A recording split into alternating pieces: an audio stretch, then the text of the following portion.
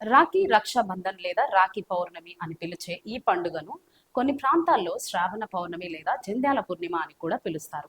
అన్న చెల్లెలు లేదా అక్క తమ్ముళ్ళ మధ్యన ప్రేమానురాగాలకు సూచకంగా ఈ పండుగను జరుపుకుంటారు. అన్నకు గాని లేక తమ్మునికి గాని ప్రేమ సూచకంగా సోదరి కట్టే రాఖీ అని పిలిచే ఒక పట్టీని కట్టడం ఈ పండుగ ప్రాధాన్యత విశేషం. రాఖీ అనగా రక్షణ బంధం. ఇది అన్న చెల్లెలు అక్క తమ్ముళ్ళు జరుపుకునే మహోత్తరమైన పండుగ. చెల్లి తన అన్నయ్య మహోన్నత శిఖరాలకు ఎదగాలని కోరుకుంటూ అన్నయ్యకు కట్టేదే ఈ రాఖీ. సాధారణంగా జంధ్యాన్ని ధరించేవారు ఈ రోజునే పాతది వదిలి కొత్తదాన్ని ధరిస్తారు.